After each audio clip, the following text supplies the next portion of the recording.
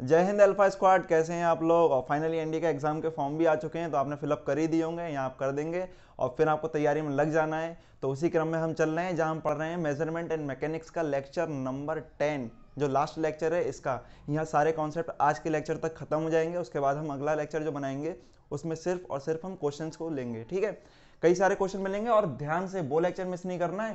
पहले तो बाकी सब भी नहीं करने मिस, क्योंकि अगर आपके कॉन्सेप्ट क्लियर नहीं है तो आप कितने भी क्वेश्चन कर लो, आप वहां जाकर कोई नया क्वेश्चन मिला तो अटक जाएंगे, ठीक है। अब इसमें लेक्चर में हम शुरू करने जा रहे हैं फ्रिक्शन। तो फ्रिक्शन के बारे में आप सब जानते हैं, फ्रिक्शन क्या होता है। Friction is the force resisting the relative motion of objects sliding against each other. अब फ्रिक्शन क्या है, आपने कभी भी देखा है कि दो ऑब्जेक्ट आप करें तो कोई भी अगर जो सरफेस है आपके, इस तरह से आपको पता चल रहा है कि आपको कोई फोर्स लगानी पड़ती है उसके ऊपर, उसको स्लाइड करने के लिए, उसको आगे बढ़ाने के लिए। ये फोर्स लगानी क्यों पड़ रही है, क्योंकि ये जो दो ऑब्जेक्ट जिसको आप एक के ऊपर देख स्लाइड कर रहे हैं, उन दोनों ऑब्जेक्ट के बीच में एक दूसरी एक नेचुरल फोर्स लगती है जो है फ्रिक्शन। अब ये फोर्स करती क्या है, ये फोर्स अपोज करती है उनके मोशन को। अगर कोई ऑब्जेक्ट दूसरे ऑब्जेक्ट पर स्लाइड कर रहा है या रखा हुआ भी है, तब भी ये एक रेजिस्टिव या अपोजिंग फोर्स उनके सरफेस के बीच में, जो कॉन्टेक्टिंग सरफेस है उसके बीच में काम करती है। सिंपल से एक एग्जांपल से हम समझ लेते हैं। अगर हमारे पास ये सरफेस है, ठीक है, यहां पर हमारे पास एक ऑब्जेक्ट रखा हुआ है और इस ऑब्जेक्ट को अगर आप फोर्स अप्लाई करके, इस डायरेक्शन में अगर आप फोर्स अप्लाई करें और इधर मोशन कराना चाहेंगे, तो ये क्या है, direction of motion, direction of motion, ठीक है। इसके बाद अगर डायरेक्शन ऑफ मोशन वो है, अगर आप उधर मोशन उसको कराना चाह रहे हैं, तो आपको पता है कि एक फोर्स अप्लाई करनी पड़ रही है। ये फोर्स क्यों अप्लाई करनी पड़ रही है, क्योंकि इनके बीच में भी एक फोर्स काम कर रही है। जो आप फोर्स अप्लाई कर रहे हैं उसके ठीक अपोजिट है। अब ये फोर्स कर क्या रही है, अपोज कर रही है इनके रिलेटिव मोशन को। क्या कर रही है, इनके रिलेटिव मोशन को अपोज कर रही है। ये नहीं चाह रही कि वो आगे बढ़े, तो आपको उसके अपोजिट या तो उससे ज्यादा फोर्स लगाना पड़ेगा, तब अगर आपको इसको मोशन में लाना है। अगर इसको मोशन में लाना है तो उससे ज़्यादा फोर्स अप्लाई करना पड़ेगा, उससे अगर कम फोर्स रहेगा तो वो आगे नहीं बढ़ेगी। अगर फ्रिक्शन, जो फ्रिक्शन है वो आपने जो फोर्स अप्लाई करा है उससे ज़्यादा है, तो उनके बीच में कोई भी मोशन नहीं होगा। अब ये जो फ्रिक्शन है वो किधर काम करेगा, इस तरफ, ठीक है। तो फ्रिक्शन किधर हो जाएगा, इधर, ठीक है। तो ये बात हमेशा ध्यान रखनी है कि फ्रिक्शन की डायरेक्शन किधर होती है, फ्रिक्शन की डायरेक्शन हमने जो फोर्स अप्लाई करी है उसके अपोजिट होती है, ठीक। तो ये आपको इतना समझ में आया होगा।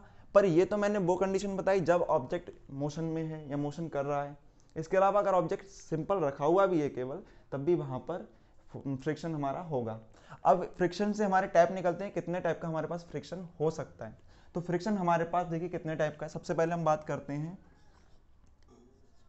स्टैटिक फ्रिक्शन की। अब ये स्टैटिक फ्रिक्शन क्या है, ठीक है। तो स्टैटिक फ्रिक्शन बहुत सिंपल है। अगर एक ऑब्जेक्ट दूसरे ऑब्जेक्ट के ऊपर रखा हुआ है केवल, ठीक है, कोई एक ऑब्जेक्ट दूसरे ऑब्जेक्ट के ऊपर रखा हुआ है, तब उनके बीच में जो फ्रिक्शन होगा उसको हम बोलते हैं स्टैटिक फ्रिक्शन। बड़ा सिंपल सा है। स्टैटिक फ्रिक्शन क्या, जब एक ऑब्जेक्ट केवल दूसरे के रखा हुआ है, मोशन नहीं कर रहा है, ठीक है, तो उसे हम बोलेंगे स्टैटिक फ्रिक्शन। अब ये जो स्टैटिक फ्रिक्शन होता है ये नेचर में अपने आप बैलेंस हो जाता है, ठीक है। कोई भी सरफेस एक के ऊपर एक रखा हुआ है, कोई ऑब्जेक्ट आपने लाकर रखा, वो स्टैटिक फ्रिक्शन अपने आप नेचुरली बैलेंस हो जाएगा, आपको कुछ भी करने की जरूरत नहीं होती है। इतना आपको मुझे लगता है समझ में आ गया होगा। वहीं अगर हम बात करें कोई ऑब्जेक्ट स्टैटिक फ्रिक्शन में, हमारे पास ये सरफेस है, यहाँ पर एक हमारे पास ऑब्जेक्ट रखा हुआ है, ठीक। अब इस ऑब्जेक्ट का अगर हम नॉर्मल देखें, यहाँ जो नीचे से, अब इसका देखिए आप, यहाँ इसका जो मास होगा वो नीचे लग रहा होगा mg, सॉरी वेट, ठीक है। और फिर हम कहें जो अर्थ का सरफेस है, जो भी सरफेस है उसका जो अपोजिट फोर्स होगी, ठीक है, वो कितनी होगी, एन, जो ऊपर की तरफ लग रही होगी, ठीक है।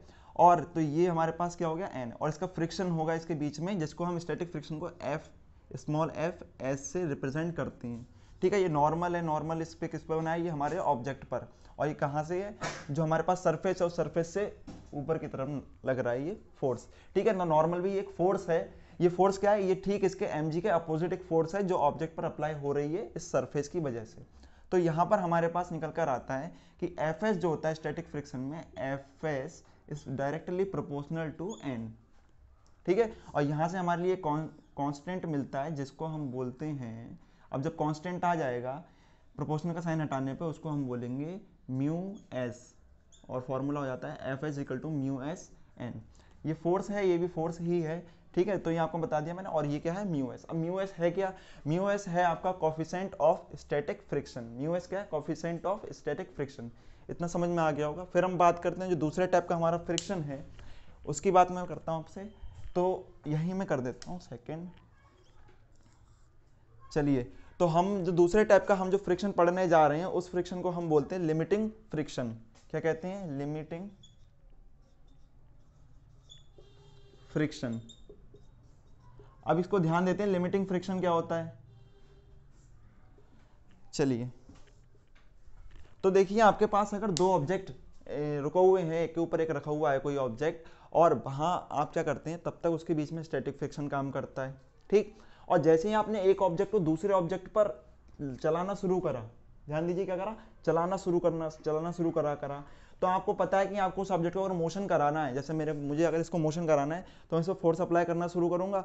अब जैसे फोर्स अप्लाई करना शुरू करूंगा तो ऐसा तो नहीं है, अगर मैं धीरे धीरे फोर्स का जो मैग्नीट्यूड है उसको बढ़ाते जाऊं, तो एक फोर्स पर या फोर्स के किसी एक पर्टिकुलर मैग्नीट्यूड पर ऐसी सिचुएशन होगी जहां पर ये ऑब्जेक्ट जो होगा वो चलने ही वाला होगा या मोशन करने वाला होगा, ठीक है।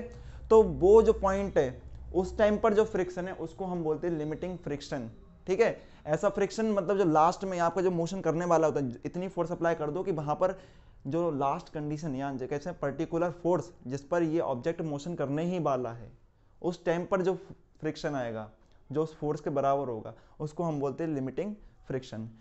इसके बाद अगर हम तीसरे की बात करें तो हमारे पास तीसरा फ्रिक्शन हो जाता है काइनेटिक फ्रिक्शन। Kinetic friction. अब ये काइनेटिक फ्रिक्शन क्या है, हम उसको देख लेते हैं। देखिए, पहले हमारे पास सबसे पहले स्टैटिक फ्रिक्शन है, अगर कोई भी ऑब्जेक्ट दूसरे के ऊपर रखा हुआ है और मोशन नहीं कर रहा है। फिर हमने उसको मोशन करने के लिए हमें फोर्स अप्लाई करना होता है। फोर्स अप्लाई करने पर जिस टाइम पर वो फोर्स अप्लाई करने पर जिस टाइम पर मोशन करने वाला ही होता है, उस टाइम के जो हमारे पास फ्रिक्शन होता है उसे हम बोलते हैं लिमिटिंग फ्रिक्शन।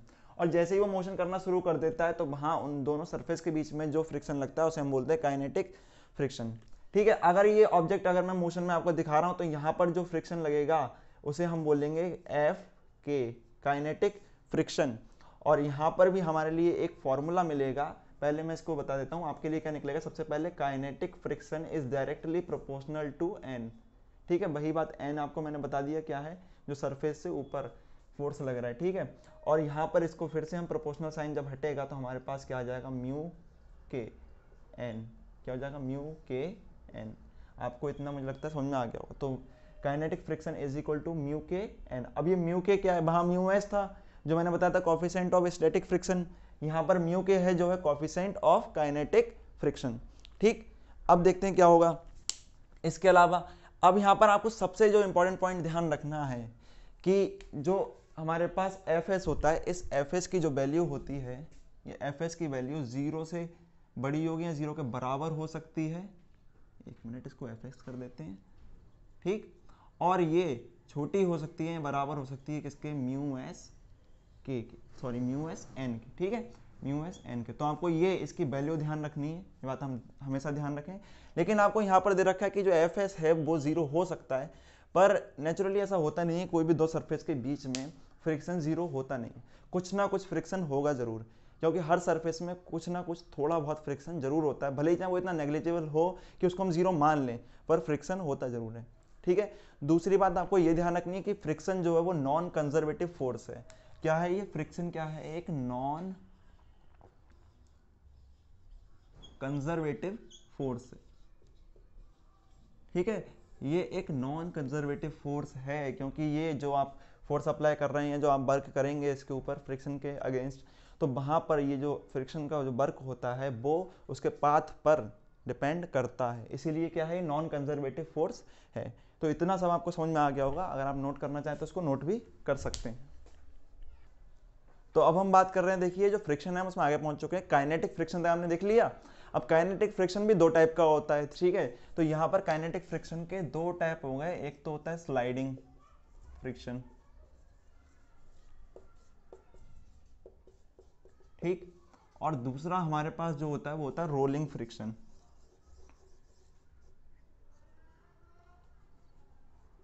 Rolling friction. तो मुझे लगता है आपको इसका नाम से ही समझ में आ चुका होगा कि स्लाइडिंग फ्रिक्शन और रोलिंग फ्रिक्शन क्या होता है, क्योंकि आप अगर स्लाइड और रोल को जानते हैं तो आपको इतना समझ में आ गया होगा।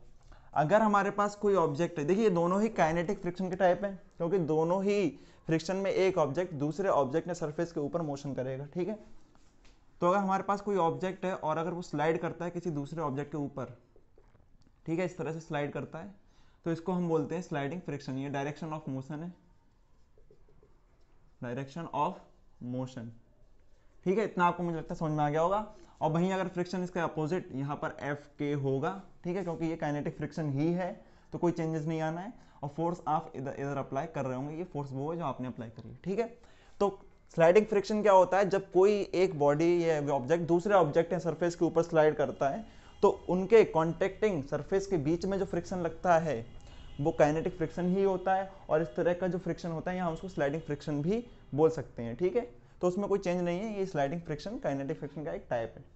अब रोलिंग फ्रिक्शन क्या होगा, स्लाइड करना आप समझते हैं केवल ऐसे फिसलना, एक तरीके से स्लाइड करना फिसलना, और रोलिंग करना लुढ़कना, ठीक है। तो ये जैसे कि अगर मैं इस ऑब्जेक्ट को लूँ, इस मार्कर को लूँ, तो ये देखिए, ये अगर मैं ऐसे बढ़ा रहा हूँ तो ये स्लाइड कर रहा है, ठीक है, ये क्या कर रहा है स्लाइड, और ऐसे कर दें तो ये रोल कर रहा है, ठीक, ये क्या कर रहा है रोल, और यहाँ ऐसे क्या कर रहा है स्लाइड। तो स्लाइडिंग फ्रिक्शन कब होगा, यहाँ इसमें क्या होगा स्लाइडिंग फ्रिक्शन, और अब क्या होगा रोलिंग फ्रिक्शन। तो अगर कोई ऑब्जेक्ट दूसरे ऑब्जेक्ट के ऊपर रोल करता है, ठीक है, क्या करता है रोल करता है इस तरह से, तो हम उसको बोलेंगे रोलिंग फ्रिक्शन। तो ये इस तरह से मोशन करते हुए इस पर आगे बढ़ रहा है तो इसको हम बोलेंगे रोलिंग फ्रिक्शन। अब ये ऐसे लुढ़कते लुढ़कते इसको आगे बढ़ रहा है, ठीक है। तो इतना मुझे लगता है आपको समझ में आ गया होगा, इस डायरेक्शन में ही आगे बढ़ रहा है, मोशन इधर इसका हो रहा है, ठीक। और फोर्स आप इधर से अप्लाई कर ही रहे होंगे और फ्रिक्शन यही काम करेगा जिसको हम बोलेंगे रोलिंग फ्रिक्शन। तो जब एक ऑब्जेक्ट दूसरे के ऊपर रोल करता है तो उनके बीच में जो काइनेटिक फ्रिक्शन होता है उसको हम बोलते हैं रोलिंग फ्रिक्शन।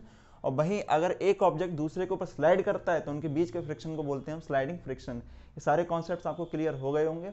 और ये जो फ्रिक्शन होते हैं, जो काइनेटिक फ्रिक्शन है, इसमें आपको हमेशा ध्यान रखना है कि इसमें एनर्जी लॉस होता है। और वहीं अगर हम स्टैटिक फ्रिक्शन की कहें तो वहाँ पर कोई भी एनर्जी लॉस नहीं होता, क्योंकि नेचर उसको अपने आप बैलेंस कर लेता है। लेकिन जो स्लाइडिंग या रोलिंग यानी दोनों काइनेटिक फ्रिक्शन है, इस वाली कंडीशन में एनर्जी लॉस होता है। तो इस तरह से कोई मल्टीपल चॉइस आपको बनता है तो आप उसको आराम से कर लेंगे, ठीक है। तो मैं इसको रब कर देता हूँ, फिर हम आगे चलते हैं। तो देखिए हमारे पास ये कुछ क्वेश्चन है, मैंने निकाल लिए आपके लिए। तो अभी तो हम कुछ क्वेश्चन लेकर चलेंगे, इसके बाद पूरी एक वीडियो आने वाली है जिसमें आपको बहुत सारे क्वेश्चन मिलेंगे। एक दो वीडियो हम ऐसे डालेंगे जहाँ क्वेश्चन ही क्वेश्चन होने वाले हैं। तो सबसे पहले क्वेश्चन देखते हैं, a dimensional quantity, dimensionless quantity, ठीक है। अगर एक ऐसी क्वांटिटी जिसके पास कोई भी डायमेंशन नहीं है तो क्या होगा, never has a unit, always has a unit, may have a unit, does not exist. आपको क्या लगता है, चलिए मैं आपको दिखाता हूँ। हम एक क्वांटिटी लेकर चलते हैं जिसके पास कोई भी डायमेंशन नहीं है। जैसे कि अगर हम एंगल की बात करें, ठीक है, तो एंगल अगर थीटा की बात करें तो उसके पास कोई भी, अगर हम उसकी बात करें तो हमारे पास ऐसे निकल कर आता है एल यानी आर्क अपॉन रेडियस, ठीक है। अब ये आर्क अपॉन रेडियस आने पर इसकी जो डायमेंशन हो जाती है वो L0 हो जाती है। इसको हम क्या बोल सकते हैं, इसको हम डायमेंशन लेस बोल सकते हैं,